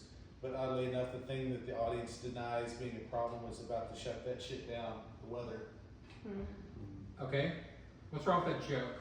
As a monologue joke. It's small. Too much There's just so much going on in that joke. A host would be like, I'm not done. That's all a that work. story. Yeah. Like they're all very short, and if you listen to them, most of the language is really simple, because that's how they can get through it. Because there's a new joke to them. If it's got tongue twisters in it or whatever, they're gonna can it. Fair enough. I Okay. like that. Everybody will have flaws in their jokes. I just picked that one because it's so complex. Trump treats war with Iran like he's writing a various endings to Choose Your Own Adventure novel. Okay, like a bad novelist, like he's a bad romance novelist. Like again, go to pre-soak. So like novelists, like romance novelists are funny, right? So you can see Trump on the cover, with Iran. He's making out with Iran. Or BB. Yeah. Yeah. He's just like changing his mind, like, yeah. Again, if you want to impress people at speed, just start throwing pre-soaked things. So if somebody says novel, you go, okay, Lady Chatterley's Lover, all these different novels that are funny, just throw them in. Smut now. Yeah. I'm predicting a large influx of immigrants from Europe after experiencing this World Cup. They're falling in love with our food, our women, and our drugs. Turns out they've never experienced our culture, deep fried food, battered and fried big packs, and deep fried drugs, crack. Okay, again, so the same thing as Gilly, there's a lot going on there. Yeah. There's two words why we're gonna get more illegal immigrants after the World Cup. Deep fried crack, or deep fried burgers, you know. So it's quick, same concept with the punchiest one. Trump went on a booze cruise to the Madison Square Garden. Booze cruise? That's a snooze cruise. Boo, boo. Oh, boo, wordplay. Wordplay. I like it. Wordplay's a little dangerous in that you gotta make sure. Like, So I did a boo. You gotta boo. Maybe like the fact is like he doesn't drink, but I don't know. That's what I You like. still got one on a that booze I cruise, did. then you get Went on a one. booze cruise without being a teetotaler. It doesn't. Yeah, or again, you can re-wrangle all these jokes. So Trump doesn't drink, so I'm surprised that he, you know, like booze. He doesn't so like much. boo. Right. Okay. Despite rumors of John Jones, and Conor McGregor fighting at the White House,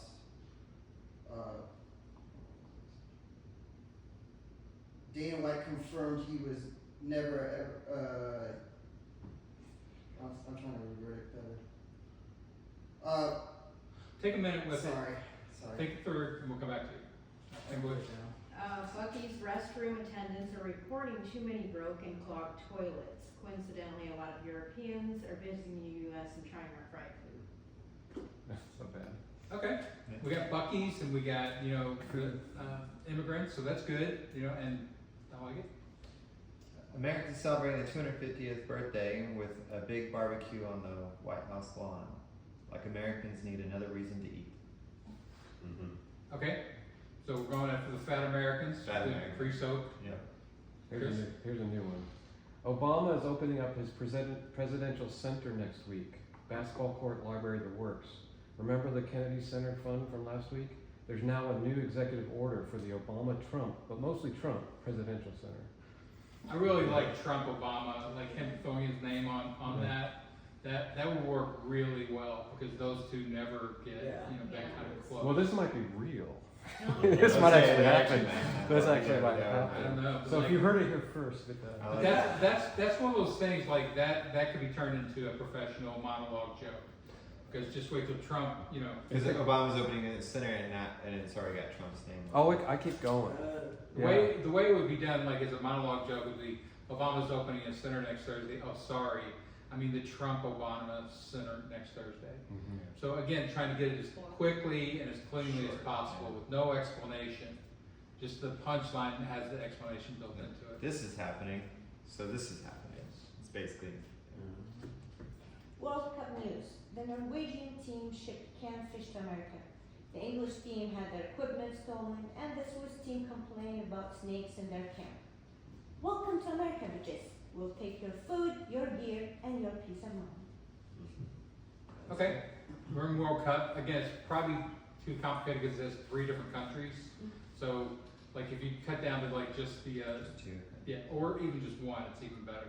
Yeah. Like With World Cup, you could play on any stereotype of it's a ethnicity gift. or I country. promise you, everybody's writing about it, Yeah, and it's safe. and it's safe. Like yeah. the worst thing is like what Paraguay's going to get upset. Right. Who cares? In America. Okay, so questions. You see how that works? Like again, we're mocking this up really fast, but it's essentially the same process. Pat, you want to do your job? Oh yeah. Dana White ruled out both fighters not fighting at the White House. They both commented that they'll miss the White House cocaine. Okay, or you know, that's fine with them because they found out they couldn't snort the White House. Yeah. You know, some kind of again quicker, like They couldn't bring the wife to the White House. Yeah, they're both in the Yeah. cocaine lot.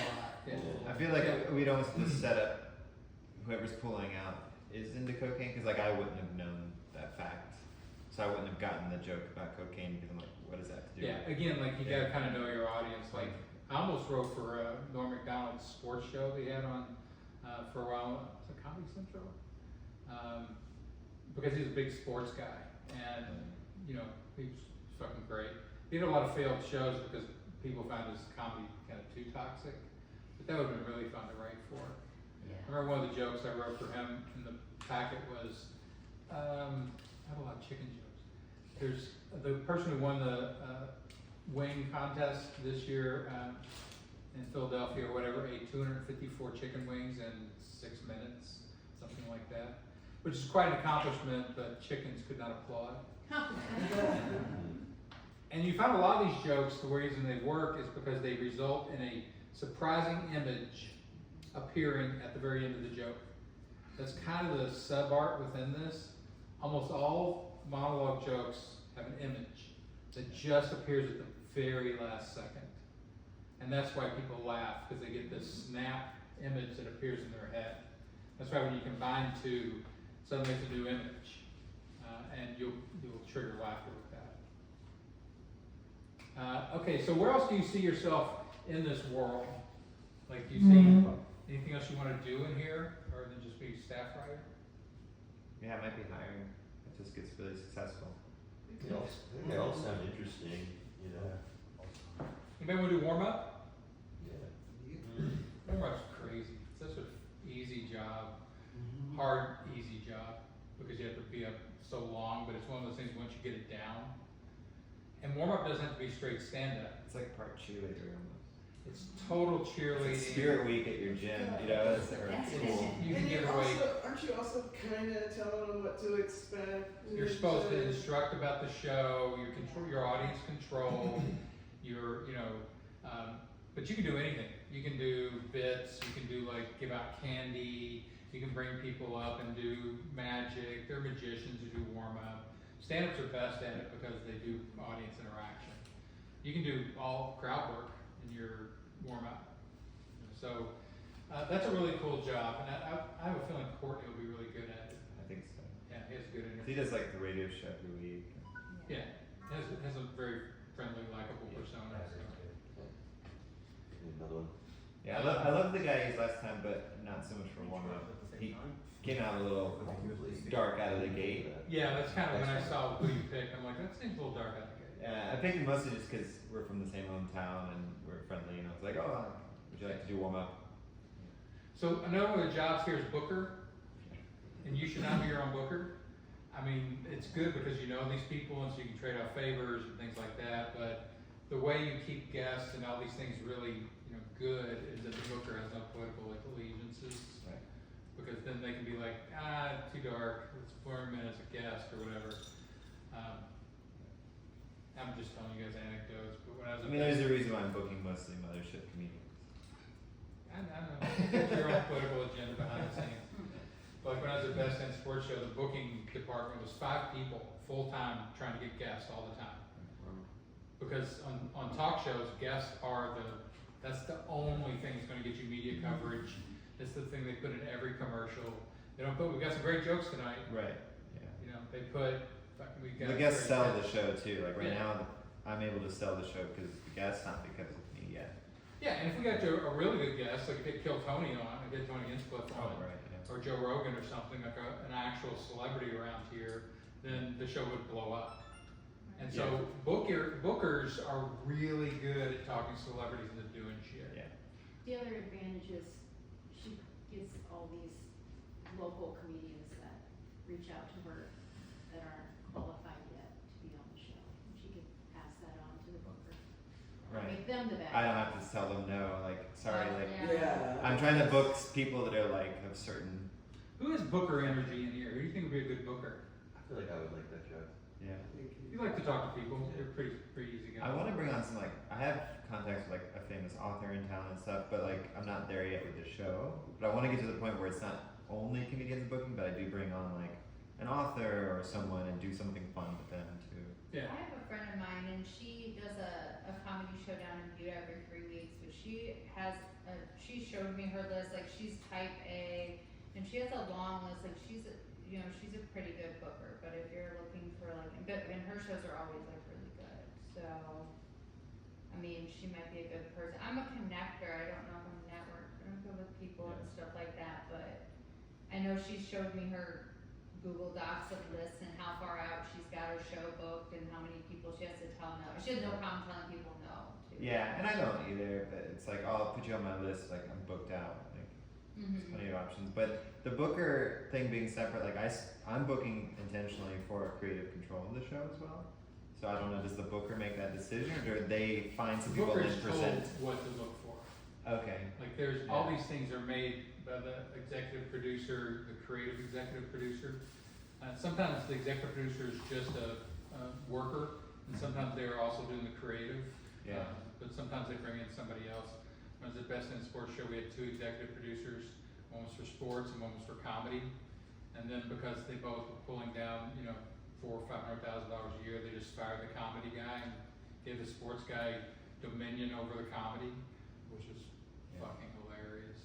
Guy had no sense of humor at all. see, I book based on, like, if I book somebody, the next 2 people I book is based off that first person, because I have that panel at the end where they interact. I'm looking for a good spread of personality. If I had 3 Jessicas on, Yeah. it wouldn't have worked as well as it did. The fact that I had kind of a more neutral person, a Jessica, and then Tony Casillas, which is like his own little thing. Like I thought that was like a good balance to the show. Well, there's a So there's question. also that Again, in there, this is kind of like the creative executive has to make decisions like that. But look at Kill Tony. It's popular because it's shitty comics. So, But he books the guests intentionally. Yeah, but the usually. guests don't do shit on that show. Right. They're just sitting there for the most of the time. The reason that show is popular is because people are amused by ugly comedy, Yeah. by people who can't do comedy. So, like literally, if he had a booker, the bucket is his booker right now. And but if he didn't and had somebody booking it, they would just be doing auditions for train wrecks. Right. Like, are you crazy enough? Are you painful enough? And that would be their job, which would be fine. Again, what you're trying to do with your show is, whatever your goal is, like his is just eyeballs. He could care less about the quality of the comedy. Clearly, the show is terrible comedy, but it's getting lots of eyeballs. So, okay, so there's lots of world here. Try to take, I guess my bigger point is try to take this stuff, lift it off, and imprint it on whatever you're doing. Even if you can't fill it in, these jobs have to be done. And you'll end up doing them yourself because you're doing everything. But eventually that's going to catch up to you. Often immediately that catches up to you. Not having a really good writing staff, not having like even the guests. Like I would assume you're not pre-working the comics very much. Like are you asking the bits they're going to do? I sent him the questions that I'm going to ask him ahead of time, just that way it's not so improv. Yeah. But I'm like, this is going to ask you if there's anything you don't want me to ask you that's on this list. But there's also room for me to just improvise in the interview. Yeah. But no, otherwise I just brief them on the format of the show. This is what I expect. This is what's going to happen, and that's it. Yeah. Real talk shows don't let the guests make their own choices. Right. Like it's like no. Like in Letterman was famous for this. Every word. Like they would make people go around comics, go around the city and run the bits for 3 nights until it was acceptable to the segment producer. It was Eddie Brill on Letterman forever, and they couldn't deviate from it. Yeah. Yeah, I don't want something that's stuffy. I still want some more of the looseness of like comics can say what they want to say in their 5-minute stand up. I'm curious, like, with Letterman, like when Drew Barrymore, danced Yeah. around, and was that scripted Yeah, or was that? with you too. I doubt they knew she was going to do that. It wouldn't super surprise me that she would go, "Hey, I'm going to flash you," Yeah. and he would go, "Well, that would play." But his show was already so popular, he didn't really have to give a lot of power to the guests for that kind of stuff. But a lot of that stuff is and you would ask the staff, "Hey, what can she do tonight that would be way more interesting than just telling jokes and talk about a movie?" She could Have them flash her tits at it. Yeah. Okay, that sounds fun. And again, like if you're really programming this and you're thinking eyeballs, stuff like that, Right. have fucking crazy shit happen. You don't want just moderate, acceptable comedy. You tell the comics, look, say the craziest fucking shit you got, because I want to throw it online and get it clipped. So you book the craziest, Mr. Elbows here, because Mr. Elbows. For a few more weeks, is the most visual comic. That's the most interesting visual comic I've seen for a while, Mr. Elbows.